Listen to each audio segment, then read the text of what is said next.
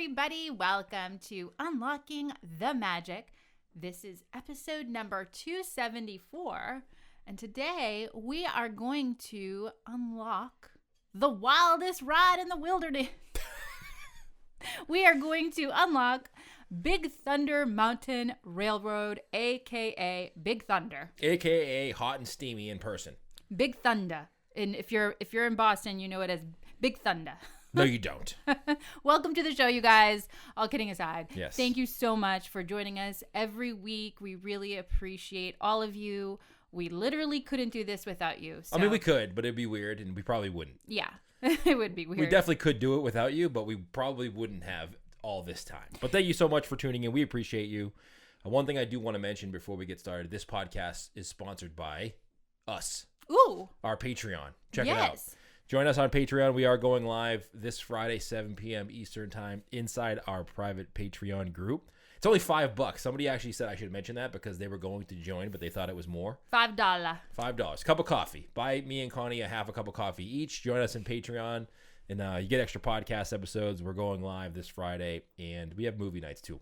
It's pretty fun. It is fun. And what I love mostly about it is that it's like it's turned into this family. Yeah. It's like the group of us, we're all trying to keep it lighthearted and positive during these times, and it's a lot of fun getting to know everybody in there as well. Yes, so much fun in there. So thank you, and you can support us by buying our t-shirts. That is also true. New t-shirt came out. Since we're plugging away here. Well, listen, it's a show. We gotta convert some customers here. Right. I've been coming up with this series, Never Forget series.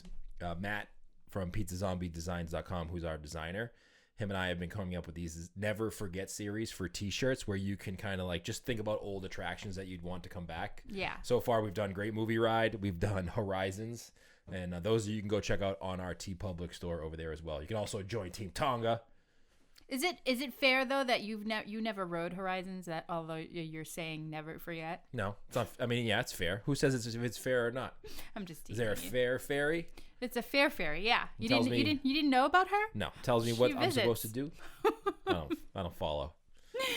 Well, are we done plugging away here? Absolutely. All right. So we're going to race through a haunted gold mine aboard a speeding train on this thrilling coaster-style attraction. Full disclosure, Big Thunder is only for those 40 inches or taller. I mean, 40 inches is good. It's around... So I was looking at our kids. It was around age 4 and 5, depending on obviously if you have an above average height kid or below, it might affect things. But I would say around 4.5 is when our kids started going on Big Thunder, which is crazy to me because it is a really thrilling attraction. It's really fast and the bumps are legit. So the fact that a 4 or 5-year-old can experience that with an adult who is having the same thrilling experience is just mind-boggling to me. That being said, you're like, 40 inches, you have to be 40 inches. I remember going on the attraction with our youngest, and I'm a larger man, and she was just about 40 inches. And the bar comes down and hits your lap, and there's about a foot gap between the bar and her lap. So, yes, you want your kids to go on if they're under 40 inches and you feel bad for them. But there's a reason why it's 40 inches, because she was holding on for dear life, not trying to fall out of that thing. Because the lap bar would only go so far. She basically had a free ride. The lap bar was holding me down, and I was holding her down. She was sliding back and forth on the attraction. Like, every time you go over, like, those bumps that bring you up real quick. Yeah. Her butt was coming out of the seat. Oh, my God. But she had a blast. This is why I refused to ride with our youngest for such a long time, because she is the thrill seeker. Oh, yeah, for sure. Always been a thrill seeker. So to her, probably not being able to squish herself down in that lap bar, she was living her best life. 100%. Now she looks at it and, like, it touches her legs now finally, and she's a little disappointed. Yeah. It's not as thrilling to her anymore. I gotta say, since we're talking about the seat and it being thrilling and stuff, I'm usually the odd man out. So because we're a family of 5, I'm usually sitting alone on this attraction, which surprises me too, because you would think Disney being, so busy, they would want to fill every seat. But this particular attraction, I never usually have to sit next to somebody. And I gotta admit, it's super fun sitting alone. I've sat by myself on this one. This is one of those attractions where I've gone alone. I feel really bad, but I like sitting alone, I think the reason that they do that is because there's no divider. There's no personal space divider when it comes to this. You're just kind of there. Yeah. It's a bench seat. Who's ever sitting next to you is definitely touching you. They're definitely all up in your space. Yes, you are definitely going to get to know them by the end of the ride. Absolutely. But I love it because I seem to sort of, it enhances the experience. Like I seem to slide around in my seat. I'm like if you guys ever witness me in Disney and happen to be on Big Thunder, I think you're going to truly see my personality come out, because I literally become like a 6-year-old kid. My hands are up in the air. Like I'm living my best life. It's the best attraction ever. But sitting alone, it enhances it. Anyway, Does I it just make wanted you to mention. I feel like you slide around a little bit too much when you're alone. And I love that. Huh. I was just saying, like, it makes you slide around, but I think it enhances the experience. Whatever. Anyway, I just wanted to throw that in there. All right. So this attraction opened up first in Disneyland, September 2nd, 1979. Rainbow Ridge miners struck gold and opened the mine shafts to the classic American Southwest inspired attraction. It actually celebrated its 40th anniversary in 2019. Amazing. Some amazing years. photos you can take while you're waiting for the attraction to go on, when you're inside, if there's a slow line, or when you just get out. Like some of those mountains with the blue background, if it's a nice sunny day, are the best photos you can get. Both in Disneyland and in Walt Disney World. I think I'm a little bit biased. I think I like the photo op in Walt Disney World a little better because it's a little brighter. The mountain's a little different, and we'll talk about that today as well. But I agree with you. It's probably one of the most photogenic places to take your picture in the park. Yeah, for sure. I love, and all the pictures that we've taken, like it literally looks like we've enhanced them in some, you can do Photoshop. You can enhance. We've never really done that. Like they are, the blue background and the orange of the mountain really pops. It sure does. And we did do a little editing, but I didn't tell you. Oh, well, Not in Photoshop. I never edit mine, and they always look amazing. Like all I do is just enhance the contrast. Got it. Well, I never need to, so I'm just saying. You should take the pictures from now on then. I should probably do because mine needs some editing. No, you're fine. Okay. Big Thunder Mountain actually opened in Magic Kingdom in 1980, so it wasn't too far along that it opened, but it didn't. 40 years ago, so its 40th anniversary is coming up. Yes. When did it open? Big Thunder in Magic Kingdom opened in 1980. Wow, so it's 40. It's up there. It's pretty old. It's that's not old. It's kind of old. It's just older. Old for an attraction, I mean. Got it. Okay.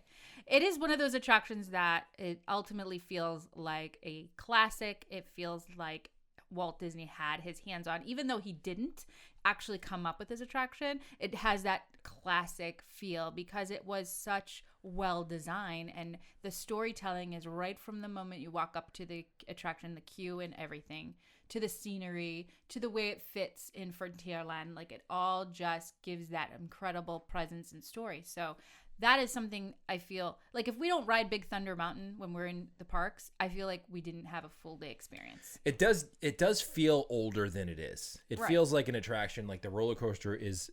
It feels like an old-fashioned roller coaster from the 60s. Yeah. And it feels like it's been around for a while. Yeah. And the queue, until you go into the caverns and you see all the cool. Well, riding the roller coaster, your body feels like it's old. Oh. Your body and the roller coaster. Okay, excellent point. It's a rough ride. This is one of the attractions. Why is it? This is the one I can't get you on right afterward. Like this is. Now that I think of it. Every time we ride this, the kids and I get off and we're so pumped with adrenaline. Like we're literally screaming, so excited. And you're kind of the downer. Because I'm either trying to hold somebody down. Okay. Someone's crashing into me. Fair. Or my back gets a little sore. So it's like, you know what? Is it not big man friendly then? I don't think there is attraction in Disney that's big man friendly. Is there one? I'm trying to think of one. An attraction in Disney that's big man friendly. Can you work on that? Because you bum us out. When we want to ride right after again, just go. We can just go? You don't need me. All right. Just do your thing. All right. Well, I have it on recording now, so I'm going to share it with the kids. Yeah. Dad said we can just go. Just go. So I talked about Walt Disney, and I talked about how he didn't actually come up with the attraction, but his love for the Southwest helped Disney Imagineers to create this incredible attraction. And I feel like his spirit is definitely within this attraction, especially at Disneyland, because if you go back in history, you'll see that in 1956 through 1959, it was called the Rainbow Caverns Mine Train attraction, and it was a train tour through the Old West. So it wasn't a roller coaster. No, it wasn't a thrilling roller coaster like you have today, but Walt Disney loved that era and loved the Old West, that he wanted to do something like that in Disneyland, which it was there. It's like an out of control train going through the mountain. Now, right. Yeah, so he did love trains. Right. You know? The attraction became the mine train through Nature's Wonderland from 1960 to 1977. Now, here's like where I say a lot about Walt Disney's spirit being in with this attraction. It says, to pay homage to Walt's original Old West vision, some of the set pieces from the original western mining town of Rainbow Ridge were retained for Big Thunder Mountain Railroad. Interesting. Yeah. Thought that was really an interesting piece. I love that about Disney. It's like they love to repurpose things, and they always have everything sort of has like a special place and hidden meaning. You Imagine like the antiques in Disneyland and Disney World for that matter, because it's been around for a little bit. Yeah. Are so valuable now in today's world. Yeah. Like imagine some of the things that you've seen, like even when you watch prop culture and you realize that the chest that's in the Disneyland Pirates movie is from the actual movie. Think about all the props that you see even in Big Thunder Mountain, like how valuable those things would be if you sold them. And they're like hidden in plain sight. Yeah. And I think that I really want to become friends with John Stamos. Can you make that happen? No. Because he has a lot of this memorabilia stuff. I don't want to be friends with John Stamos. Well, I'm going to be. So make that happen, somebody. All right. Somebody help her out. John Stamos, are you listening to this? I was just kidding. He wants to be your friend. Big Thunder Mountain Railroad, which, by the way, does anybody call it Big Thunder Mountain Railroad? Like, there's so many words. Why does Disney do that to me? Yeah, I know. Why do they do so many words for an attraction? I think it's just Big Thunder Mountain. That's what most people call it. I call it Big Thunder or Big Thunder Mountain. I've never called it Big Thunder Mountain Railroad. But it makes sense. I mean, it is a Big Thunder Mountain Railroad. Big Thunder Mountain Railroad. So BT. No abbreviations, sorry. buddy. I know. We established that. But that's what people will probably call it. BTMR. BTMR. If you guys email us with BTMR, we can tell you right now, we will have no idea what we're... Even if you email us today, after you listen to this podcast, we will still have no idea what you're talking about. No idea. I don't know how to do really bad at abbreviations. Yeah.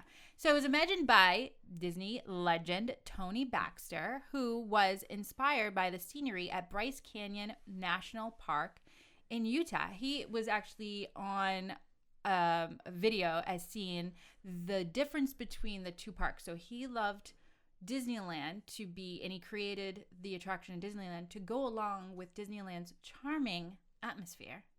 And he said for the Walt Disney World version needed to be spectacular.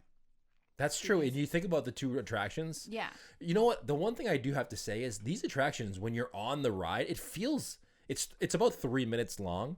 But it feels like a really long attraction. Like you're going on Big Thunder Mountain, you're halfway through and you think it's over, but you're only halfway through. Yeah, it's the storytelling and the experience. It's just like a full-blown Disney, like what you expect out of Disney. Yes, and it's not like a huge drop roller coaster or you go up super high. It's like a fun roller coaster that feels like it never ends. Yeah, and so you agree with Disneyland's being charming. So he said the Bryce Canyon landscape to go along with the charming scale of Disneyland. So if you notice, if you go to Disneyland, everything is sort of smaller. And I use the word charming a lot in Disneyland because that's, I feel like, truly explains how Disneyland is presented. Yeah. So it is smaller. But in Walt Disney World, he says he's used the grandeur of Monument Valley with its wide open spaces as his inspiration. And it truly is. And that's why I say a lot of times I prefer Walt Disney World version, Magic Kingdom, for pictures because I feel like it gives that more of a grand presence. If you're a person who's not going on the attraction and your family is, and you're just kind of standing on the outside looking at Big Thunder Mountain, Disney World's version seems much larger. Right. You know, and it's a much larger landscape versus Disneyland's. Right. Right. So I agree with that. I agree with Tony. You agree? Oh, that's wonderful. I'm sure he'll love to hear that. I'm sure you agree with the Disney. Right. So there's an article in the National Geographic magazine online, which, by the way, not to plug anybody that, doesn't necessarily support us, but I feel like whenever I love something, I love sharing it on the show. And I love National Geographic. I love that it's on Disney Plus now and the whole thing. But if you go back to the article, Tony Baxter was on there, and he says that with its sandcastle spires in the background, Tony Baxter reveals the unexpected inspiration behind one of Disneyland's most beloved rides, Big Thunder Mountain. Baxter, Walt Disney Imagineers' Senior Vice President of Creative Development, knew he needed to base the roller coaster on an Old West theme. The Magic Kingdom, Disneyland's younger sibling in Florida, was developing a ride using the landscape of Utah's Monument Valley. And then there's a quote that says, I went to National Geographic magazine, as we always do, to look for something else, he says. And I found a feature article on Bryce Canyon in Utah. Interesting. Yeah. So these are based on real places that he had seen that really wanted to incorporate that in the parks, which I find fascinating because, again, these are beautiful places in the U.S. that some of us you may never get to see, but get them in Disneyland or in Walt Disney World. They always do that. They do a great job. Disney does a really great job of doing research and putting you in the spot in which the attraction is supposed to take place. Right. They do, like, if there's one thing that Disney does extremely well, and they do a lot of things well, it's that.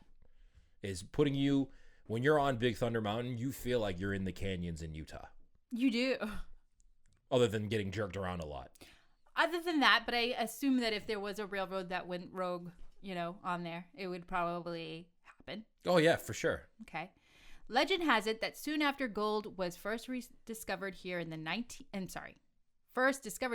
1850s. Ooh, 1850s. So that goes back to what you were saying earlier, was that the Big Thunder Mountain Railroad has that old world feel. So it definitely makes you feel like you're going aboard back in time. Makes you feel like this is going to really crash. It says eerie things began to happen. Trains would take off and race through the tunnels by themselves. Oh, so it's haunted?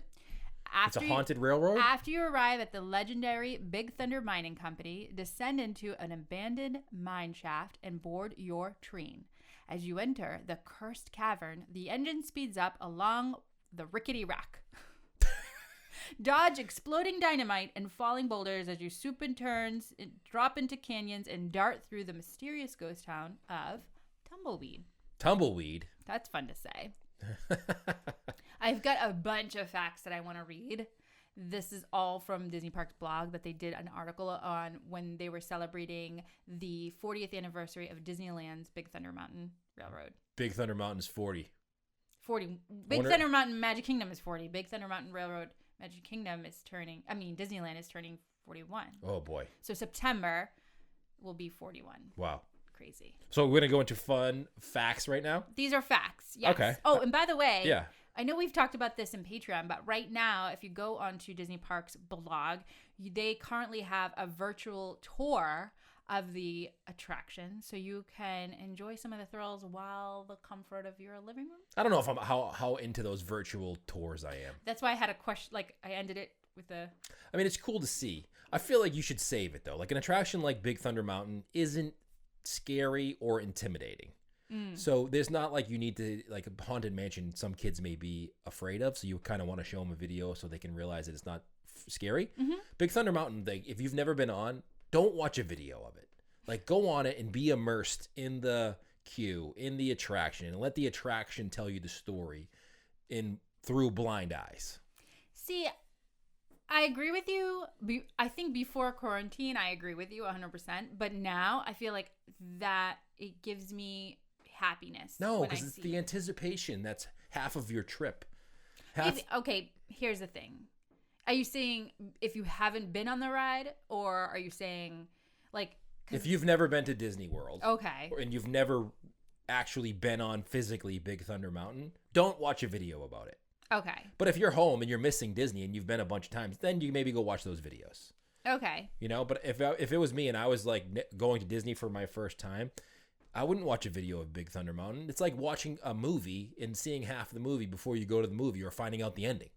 Right. Why would you want to do that to yourself? I think the only reason why I might do that is if I had young kids or kids that were a little apprehensive about going on a certain attraction, then I would... I just said that when the hosts aren't listening. Whoops.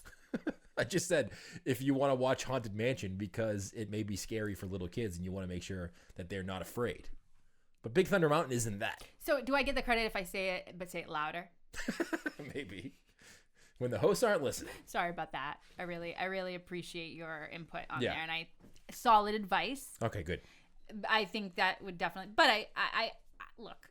If you hit on Disney Parks Blog Live and you want, Disney Parks Blog, you hit the website and you look at if you've been on Big Thunder and you just want to put a smile on your face, if you're done with this podcast today and you want another outlet, it ain't bad. I'm just saying. Go for it. Do your thing. I'm hard to please. Shocker. No way, really? I know. No, not at all. Just you? No. Hold the phone. Do your thing. All right, let's go to the fun facts. Well, by the way, before we sorry, I didn't mean to jump ahead too fast, but Walt Disney World Resort. So if you go on their website, they talk about the story of Walt Disney World, and it says the backstory of Barnabas, the founder and president of Big Thunder Mining Company. And everyone talks about how the image that they have, the portrait that the Imagineers worked on, looks just like Tony Baxter. Have you seen it? No, but I feel like Barnabas, the guy who would run the Big Thunder Mine Railroad, kind of would remind me of like Yosemite Sam. Why? I don't know. Just like red hair and a mustache and a big cowboy hat. Who's you sending me Sam? He like chases around the Roadrunner. Oh. The cartoons from when you were kids. You don't remember that? Was I supposed to know it's that? Not Disney related, so you probably don't know that. I watched a lot of cartoons when I was younger. That's what I feel like he would be like the guy in charge of the mine train. Barnabas, he looks... Not mine train, Big Thunder Mountain. He has like one brow up and he looks stern and very, I don't know. I think I'm intimidated by him just by the portrait. But a lot of people say he looks just like Tony Baxter. And as I'm looking at this portrait, come on now. Does he look like Tony Baxter? I mean, yes, 100%. I want you to look it up right now because it's so funny. It says the fellow's name is Barnabas Bullion, and he's the gold magnate who rules the Big Thunder Mining Company with a golden fist. Imagineers have already begun working overnight in the park. This was back then with the interactive queue, which they added in Walt Disney World, which I have mixed feelings about. I love the interactive queue. I just hate touching stuff. Yeah. So it's like I've always been that way, which is weird, but you know, I gotta whatever. But the kids love it. The kids do love it. The interactive cues, I know, like touching stuff can make people hesitant. Yes. But it's like the queue. You're spending so much. You're pretty much spending 10 times more time in the queue than you are on the actual attraction. 100%. So they have to make it interactive somehow to make the story build up. It's like building up your trip to go to Disney World. Yeah. The things that you do leading up to it. The queue does that for the attraction. And they do a great job on this. Even though I am not a huge fan of this queue because it's so tight quarters. It's tight. It's tight no matter no matter what you do, it is tight. I mean, thankfully they have This is like the best of both worlds it's like a really interactive, great queue, but it's really tight quarters for me. Both in Disneyland and in Walt Disney World. Although in Disneyland, it's outside, yes. So you feel like you can breathe. It feels a little claustrophobic in Disney World. I definitely need the suspenders with the hula hoop that goes around to give me my personal space. 100%. Everybody should get those before they go into the queue. You just don't move up right away. Like you just... the problem with me is I don't move up right away, but the person behind me does. Oh. So they're already close to me, and then the person in front of me moves, and they see that, and then they move closer. Are you talking about me? Am I too close to you? Sometimes. I'm sorry. It's fine. Says, according to the enhanced backstory, Barnabas is the founder and president of the Big Thunder Mining Company. The longtime mining magnate comes from a powerful East Coast family and considers gold to be his very birthright by virtue of his oddly appropriate name. In fact, he considers the ultimate gold strike to be his destiny.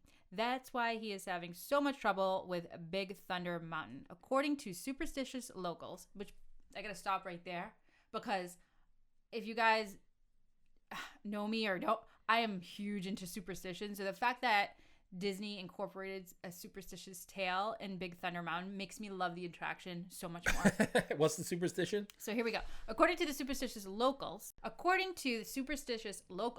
Big Thunder Mountain is very protective of the gold it holds within, and the unfortunate soul who attempts to mine its riches is destined to fail. And so far, that prophecy is coming to pass. The mine has been plagued by mysterious forces and natural disasters ever since. And yet, the Big Thunder Mining Company is still in operation. In fact, Bullion is discovering new veins of gold and digging new shafts every day, offering a closer look at Big Thunder mining operation than ever before. But a word to the wise, for anyone attempting to visit the mountain, watch out for runaway trains. That's true. The end. Excellent. So we've rode this attraction so many times, and I think it was a year ago maybe where we were trying to we were being separated. I forget how it happened, but we ended up having I met a new family, and they were scheduled to sit in the front, and their party was terrified of being in the front. So, of course, being me, I made friends right away, and I offered to trade. I said, I will gladly take the front seat. And so I got separated from you guys, and I went and joined this new family, who I forgot to get their names because they were lovely. And it was my first experience riding Big Thunder at night, which I think is enhanced my experience, and right behind that train, like right behind the actual train, the engine of the train. And and I never noticed it before, but the way the train moves side to side, and I don't even think you've noticed it, enhances it and really makes it look like it's going off the rail. Like, it made me scream just watching. If you just focus on the train and nothing else. You were sitting in the front? I was sitting right in the front, so right behind the engine. And the thing moves, it literally looks so creepy and so just, it enhanced my experience. I'm sorry. Am I a little too excited? Yeah, you seem like you're bored with it. It's fine. I'm ready. Are you jealous that I got to sit I was a little jealous. I like when you sit in the back and you can kind of see the hump coming. It's almost like a whiplash effect when you see, like, you can see them go over in the beginning and you know it's coming for you and you can get prepared for it. Yeah. That's my favorite part. They do say that riding in the very back is more intense. Like, that is something that people do say a lot. I find that now that I got a taste of that front seat, that's where I'm going to be. I'm going to try. Anyway, see if I can squeeze up. So here are some fun facts that Disney shared about the Wild Ride. Are you ready? Yeah. Are people not going to know these? I don't know. Maybe right, not. It let's says do it. buildings in the reduced scale Western town are an example of forced perspective that Walt has utilized in other locations of the park, including Sleeping Beauty. And the Main Street windows, by the way, forced perspective in those as well. The mountain itself was completely manufactured using cement and paint to create realistic looking rocks. They do look like rocks. They look like they carried those boulders in. Like, they definitely look the most realistic thing I've ever seen. In fact, I didn't even know they were fake until now. Okay, next one. The window of the marshal's office in the town used to read Willard P. Bounds, U.S. Marshal. This was Lillian Disney's father, who was once a U.S. Marshal on the Nez Perce Indian Reservation in Idaho. Now, there is a notice at the attraction's entrance signed by Willard P. Bounds as another pays homage to her father. That's amazing. I didn't know that. Yeah. See, we were saying earlier, well, people know this. So it's almost like this, similar to the thing they put in the Disney windows on Main Street, they put something in this attraction. Yeah. That's cool. Big Thunder Mountain Railroad took 5 years of planning work. Once it was conceived, it took 2 years to build. The attraction is the third of 4 mountains to make up the Disneyland range, joining Matterhorn bobsleds, Space Mountain, and later Splash Mountain. Interesting. I mean, Matterhorn does take up most of your visuals.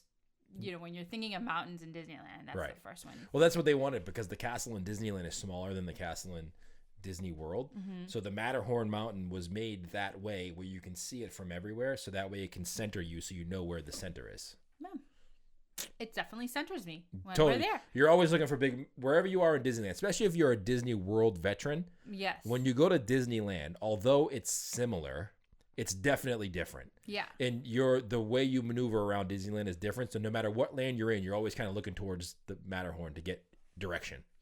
Next one, it says Walt Disney World Resort, Tokyo Disney Resort, and Disneyland Paris have a unique version of this attraction that includes rockwork and elements based on Monument Valley, Sedona, Arizona, and Yellowstone National Park. So that's what we were talking about earlier. Yeah. How these incredible places that some people may never get to see, but get to see in some version at the parks. I wonder if it's better at the actual place or at Disney World. I don't know. Maybe we'll have to figure that out. Would you rather? What did you rather? French Quarter at... Disney World. Disneyland. French Quarter, New Orleans Square, and Disneyland for sure. You prefer that over the real one? Oh, yeah.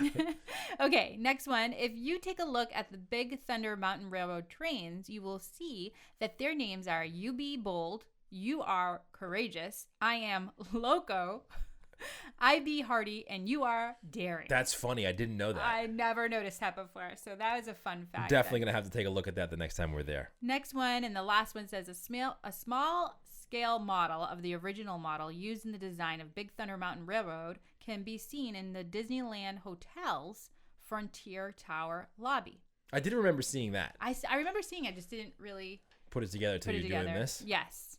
Cool, huh? Yeah, those are pretty fun facts. I didn't know any of those. Well, now you can go, shoot your facts to whoever will listen. And if I like smart. talking to people, I would definitely tell people in line at the attraction some of those facts if I like talking to That's people. how you make friends and get the front seat, guys. I'm telling you. I don't want to sit in the front seat or make friends. Oh, okay. So then don't talk. I'm just going to keep them all to myself. Keep your facts to yourself, buddy. All right, let's talk. Let's end the show. All right. Would you rather ride Disneyland's Big Thunder Mountain Railroad or Walt Disney World Magic Kingdom Big Thunder Mountain Railroad? What do you think? I mean, should we review the best of both real quick? No.